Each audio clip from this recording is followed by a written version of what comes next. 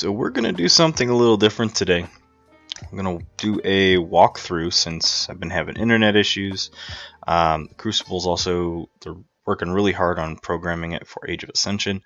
But Age of Ascension is not live yet. They've also been having issues where it's difficult to play Call of the Archons games. I tried to play some this morning just to see if I could stream, which obviously by the time of the day I couldn't. Needless to say, I'm making some content videos while I'm biding some time, and had a lot of requests for cool combos that I found, as well as combos that the community has found that help the community understand how they work, restrictions to them, counters to them, all that kind of stuff. So, don't know how long this video is going to be. We're just going to go with it. I'm just going to shoot from the hip and just chat my way through. I'm going to do these by houses. I only have 5 of the houses. I don't have a lot of decks currently that use Sanctum or that use Dis. So I've kept those out because I personally have not found any combos out of those. There's some cool card synergies. I wouldn't call them combos. Currently in Age of Ascension, House Dis operates on a lot of your opponent's creatures being damaged, but not necessarily killing them. So in Sanctum I have one deck that has Sanctum in it that I've played, and there's really not combo. It's a very straightforward deck. So I'm only going to do 5 of the 7 houses. We're just going to go through them. Let's start with Brobnar. So we've got the iconic combo that people were freaking out about at release. With this, so you've got Drummerknot and Ganger Chieftain. This is not the current text of Drummerknot. It's been errated at release, actually a day before release if you want to be pedantic about it. But the Drummerknot, it should read play, fight, reap, return another friendly giant creature to your hand. As written on the card, if you play Drummerknot and Drummerknot is the only giant on your battle line, you must bounce the Drummerknot back to your hand, play him, do that 3 times. I'm sorry, rule of 6, blah blah blah, I'm getting ahead of myself. But so you just ping pong him until you time out on the rule of 6, and then his effect doesn't work anymore for the rest of the turn. The way they errated him is if you play Drummerknot and then you play Ganger Chieftain next to him, you're allowed to ready and fight with Drummerknot. If Drummerknot survives, you can bounce the Ganger Chieftain or any other giant back to your hand, and you can repeat. Again, this really taps into the rule of 6. This is something I'll be putting in another content video, maybe for this weekend or later or earlier in next week, about rules clarifications. The rule of 6 has become incredibly important in the Age of Ascension. In Call of the Archons, it was the only deck that could really reliably hit the rule of 6 were library access Nepenthe Seed decks. Anything that could, or library access reverse time, anything that could loop library access allowed you to play multiple cards. Now in Age of Ascension, I've seen a lot of houses have the ability to loop the card effects and play effects. Most important thing about the rule of 6 that applies to this combo, as well as a couple others that I'll introduce, you can play and or use a card by its name 6 times in a turn. So Drummerknot, if you play it and fight, return it to your hand, whatever you're doing with it, you can play and use 6 times. That means you can only play it 3 times and use it 3 times collectively. I'm going to try and stop beating a dead horse. Cannot stress that enough. If it's one rule you really read in the rule book, read the rule of 6.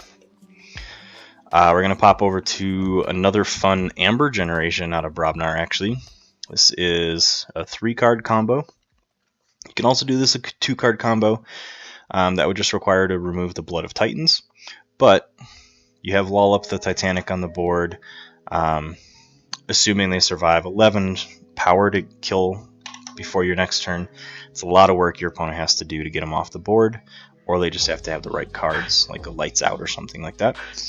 But play Lull Up, 11 power. Attach a Blood of the Titans to him as an upgrade, gives +5 power. Puts him at 16 power. And then you play the Flex. Choose a friendly Brobnar creature, exhaust it, and gain amber equal to half its power, rounding down the gain. From these 3 cards alone, you get 8 amber. Very straightforward combo, very potent. It gives Brobnar actually the chance for an amber rush turn with 1 creature. So be aware of that one. I had that played on me once, and definitely will never forget that that can happen. Next one, and you'll see my webcam pop in and out. I want to make room for multiple card combos. A large amount of these are just 2 card combos. The really intricate, powerful ones are 3 or 4 cards, so let's ignore all that stuff. Another one is Grok. So Grok is on fight. If he survives, your opponent loses 1 amber. Then you go into the fray. On play, for the remainder of the turn, a friendly Brobnar creature gains fight, ready this creature. If your opponent has some elusive creatures, or they have power 1s, power 2s, even a Shadow Self or other creatures that don't do damage when they are attacked, then you can just abuse Grok. Grok will keep readying as long as he survives, and you can then, if he's going to die, you can then kamikaze him and kill him just to take out another creature on your opponent's board, maybe benefit from other fight effects. You can also then choose to just stop fighting and reap to end his turn. You can even just leave him standing, but whatever. Do what you want to. Really cool combo. If you start tapping Little Nif next to it, I'm sorry, I don't have a picture of Little Nif, but she is, anytime her neighbors fight, you steal 1 amber. So you can not only be making your opponent lose amber, but steal it as well, and you can have a huge amber swing out of those plays. Those are the 3 that I found, or have seen in Brobnar. So let's hop over to Logos. These are going to be incredibly straightforward, but fairly situational and potent. So I call this one the backup portal. I'm not that creative, but whatever. We've got a backup copy, upgrade. This creature gains destroyed. Put this creature on top of your deck. Then you have a chaos portal artifact. Choose a house, reveal the top card of your deck. If it's of that house, play it. So it gets you reliable recursion. You can put this on a Logos card or a Dusk card or whatever. As long as you remember the house of the creature that you just put on top of your deck, you can bounce it back out on your battle line, and all it costs you is an action on an artifact. So this one doesn't have potential to be game breaking, but let's say you put a backup copy on a Charette. Your Charette, your opponent manages to bounce, or to kill them, sorry. Or maybe even you kamikaze them yourself. But then, on destroyed, they go top of your deck, you chaos portal, say Dis, put a Charette back out, it's back on the board, fully healed, you capture 3 amber again. So you have some reliability in your creatures. This Age of Ascension set has a lot of recursion. For those of you that don't know that term or don't know what that word means, recursion is just the ability to, at least in card game context, the ability to play a card from your discard pile, or the ability to have that card returned to your hand. Then we're going to hop over to what the community is calling Brig, Binite Rupture, and Interdimensional Graft. Most important thing here is to pay attention to Alpha. Alpha is a new keyword in this set, and it means you can only play this card before doing anything else in this step. The reason it's worded that way is if it were to say you must play this as your first card this turn, or if you've not played any cards this turn, kind of like Treasure Maps wording. But Alpha, it must be the very first thing you do. You can't use, you can't reap, you can't fight, blah blah blah. You have to do this first. I have a deck that has 8 alphas in house Logos. It's awful because I could only play those cards if the very first thing I do, so that's 8 turns if I want to play all those cards. Ugh. Okay, sorry. Get on a tangent there. But Binite Rupture, on play, each player gains amber equal to the amber in their pool. Interesting wording. Essentially what it means is the amount of amber that's currently in each player's pool at the time you play Binite Rupture. Double it. If you've got 5 amber, surprise, you're at 10. If you have 1 amber, you go to 2.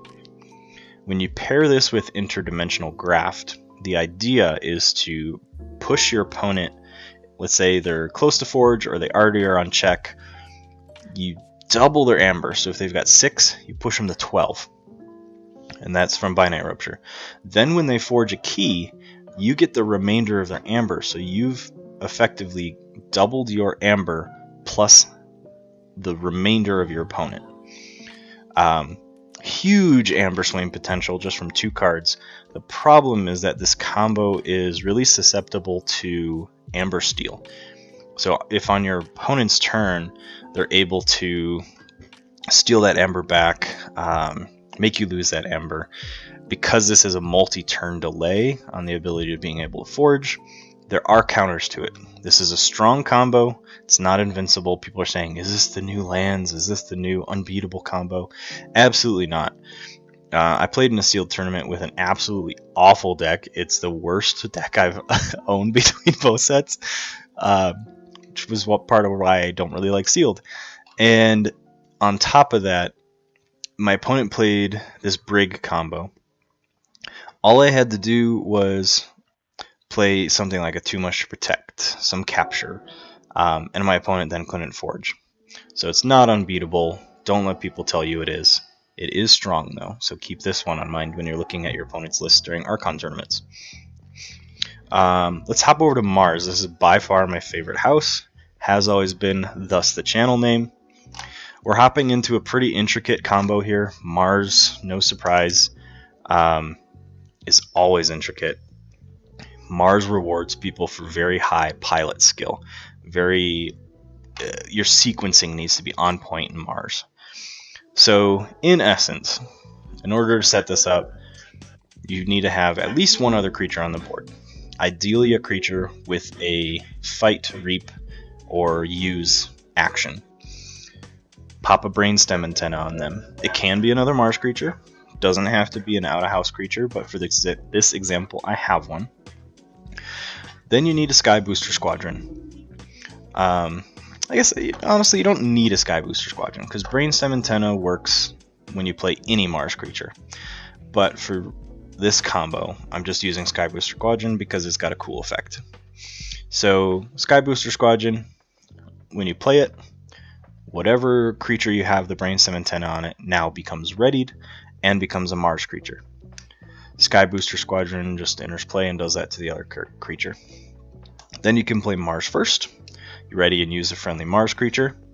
So you ready the Sky Booster Squadron, reap, bounce him back to hand because of his reap effect. And then you can use, in this example, I'm using Tezmal. On reap, choose a house. Your opponent cannot choose that house as their active house on their next turn. It's basically control, well, not basically, it is control the weak, put onto a reap effect. And then you can play Sky Booster Squadron again. So, tapping back to the rule of 6, I've played the Sky Booster Squadron, so that's 1. I've reaped with a Sky Booster Squadron, that's 2. I've now played Sky Booster Squadron again, that's 3 toward the rule of 6. So I still could bounce him 1 more time if I'm able to ready him, but all I need is at least 3 plays of Mars creatures. What that allows me to do is I use Tezmal 3 times. I choose all 3 houses on my opponent's Archon card. They are locked out. This will also be covered in my rules overview. Lockouts are legal. There is not a way out of it when it's used this way. Richard Garfield released in Call of the Archons that lockouts are intended, and they are not an oversight in planning. He wants lockouts to be able to happen. Whether or not they seem fair, that's up for debate. But again, this combo does not require Tezmal. You can do this with Zizix the Zookeeper, archive 3 or possibly even 6 of your opponent's creatures. There's lots of cool stuff you can do with this Brainstem combo with the Sky Booster Squadron. This is another strong one that people have been talking about. However, people have only been talking about it with Martian Generosity and Key Abduction. I'm adding Total Recall to show you the potential Amber boost you can get here. So just from these 3 cards, they all give you bonus Amber. Let's say you have 0 Amber in your starting pool. I'm going to probably mess this up because I'm doing the math in my head. But let's say you've got 6 creatures. It's the start of your turn. They're all ready. So you play Total Recall. You go up to 1 Amber. Then you gain 1 Amber for each ready creature. There's 6, so you're at a pool of 7 Amber. Then you return each friendly creature to your hand. With 7 Amber, you then play Martian Generosity. You gain a bonus Amber, go to 8. You lose all of your Amber. So you draw 2 cards for each Amber lost. You're drawing 16 cards. Let's assume you were at a standard hand of 3 or 6 cards. You've played 2 so far. So you have 4 cards left in hand, you draw 16. You have a hand of 20 cards. Then you play Key Abduction. Gets you a bonus Amber. And then you return each Mars creature to its owner's hand. Your board is already clear because of Total Recall. But your opponent then takes all their Mars creatures back to their hand. So that might help. Might be irrelevant. But then you forge a key at cost +9, reduced by 1 for each card in your hand. So you had 20 in your hand, you've played 1 more, you have 1 Amber in your pool. So if nothing is impacting the Amber cost of your key costs 15 Amber. You've got 19 cards in hand. You can never reduce the cost of a key below 0. You forge a key for free. Super good combo. Even without Total Recall, you can get this to go very easily. You just need to, at minimum, I don't want to do the math in my head, but you just need a few more Amber in your starting pool. Total Recall does this from a pool of 0, just depending on how many creatures you have on the board that are ready. Pop to the next one. Hey, I'm back! This also uses Total Recall. I have a deck that has this combo. So it's Total Recall and Carpet Flotsam. Total Recall, again, you gain Amber friendly creatures. Return all friendly creatures to your hand. Then you Carpet Flotsam. So if you have no friendly creatures in play, which you don't, because you just use Total Recall, you deal 4 to each creature. So you withdraw all your troops, wave spam your opponent with AoE damage. They aren't going to have a ton of creatures that survive that unless they have a really beefy brawler deck. So this is a really cool surprise combo, because then if your creatures that were removed from Total Recall are Mars, you just drop them down right after you do the Carpet Flotsam. Let's hop over to Shadows. These are really boring. They use Bad Penny. It is what it is. I don't have a ton of really intricate Shadows turns yet that I've played. I'm looking to update this as I keep playing. I haven't played a ton of Age of Ascension. Life has been crazy lately. Hopefully I can have a lot more of these combos. And hopefully comments below can show me some combos I don't know yet that I can experiment with. See if my decks have them. I might be missing something at first glance. But Bad Penny. We all know her. She's annoying. She clogs your hand. She can be useful for some effects, especially Life for a Life. You sacrifice a creature to deal 6 damage to a creature. It's been clarified in the newest rules edition that you may only sacrifice a creature you control. So keep that in mind. And to sacrifice, you settle all destroyed effects, and then the card is put in your discard pile. So have Bad Penny on the board. Whatever, you reap a third, do whatever you need to. As long as she's on the board, you play Life for a Life. You sacrifice Bad Penny, triggers her destroyed effect. She bounces your hand. You do 6 damage to a creature. You can just use her, exchange 1 power for 6 damage to do a really cool directed nuke, and then Bad Penny, you can play her back out again. Let's extend this to Bad Penny and Throwing Stars. So Throwing Stars, deal 1 damage up to 3 creatures, gain 1 Amber for each creature destroyed this way. So what you're doing Ideally, you're finishing creatures off. You might be just scattering damage, but Bad Penny is going to guarantee you 1 amber. You cannot interrupt Bad Penny her play with throwing stars. You can't play throwing stars, kill Bad Penny, bounce your hand, play her, hit her with another throwing stars. You must resolve throwing stars completely. If you have multiple Bad Pennies, that's awesome. There are also a lot of low power creatures in this set, so it should be pretty easy to get throwing stars to at least get you 2 amber. If you have it in your deck, definitely try and make it work.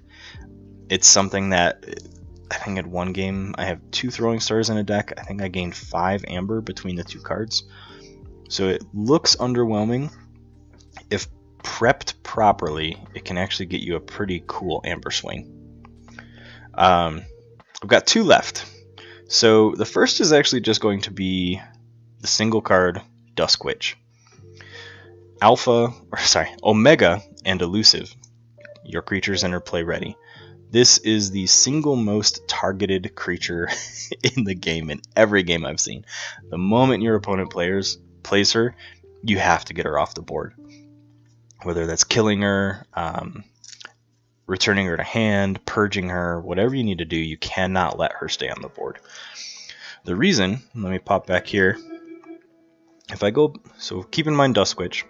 If I go back to this Brainstem combo, Sky Booster Squadron, if I had a Dusk Witch, would interplay ready. And then I would only have to play Sky Booster Squadron itself 3 times, then reap 3 times. That'll put me at the rule of 6. But then I can use my Tezmal 3 times, and then I can do whatever I want with my Mars House, and my Sky Booster Squadron stays in my hand to do the exact same thing again the next round. It sets up a permanent lock. Unless my opponent has Omni cards, you can use an Omni card when you have no houses to pick. But it's Dusk Witch is just nuts. Keeping her on the board takes a lot of prep and a lot of play, or just even luck that your opponent has no answer to it. But if she stays on a board going into your next turn, you absolutely need to abuse it. This one actually was given to me by a local player. I've adapted it just a little bit by adding Fuzzy Gruen, but the concept of this combo is all the same. So you start your turn with Glimmer, Alpha, so must be the first thing you do. On play, return a card from your discard pile to your hand.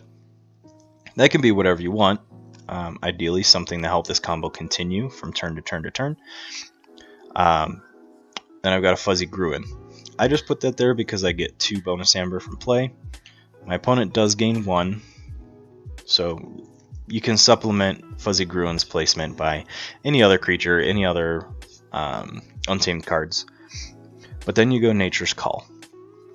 On play, return up to 3 creatures to their owner's hands.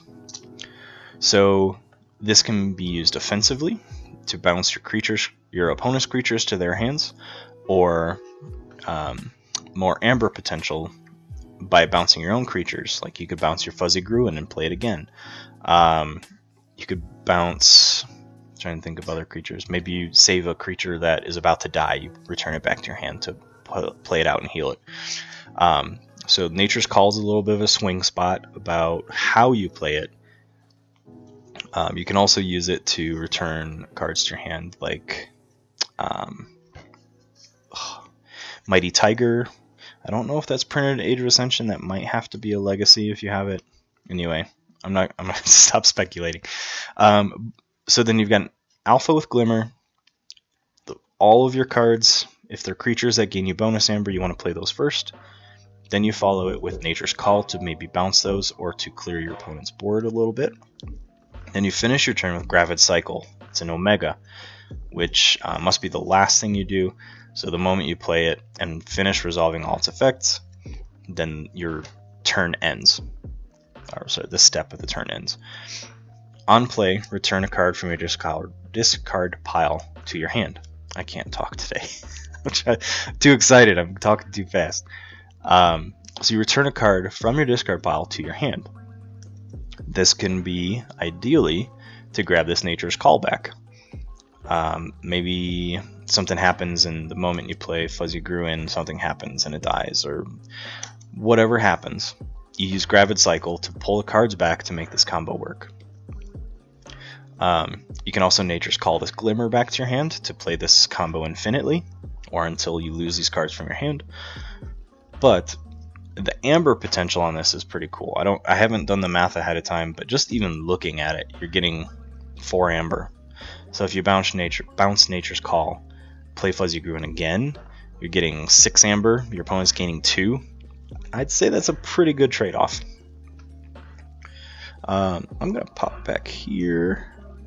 So, again, this was a just super quick combo overview of some cool combos that I found in Age of Ascension in the very small amount of time I've had to play. And please leave comments below about combos that you found. Did I get one of these combos wrong? Did I miss some extra steps that make the combo even better? Leave a comment below, click that subscribe button, and share this video at whim. Stay tuned. Hopefully I'm going to be streaming again next week. We'll see how Internet and the Crucible do. If not, I'm going to ideally try and make some more of these content videos just to keep my content flowing out. And without further ado, catch you next time.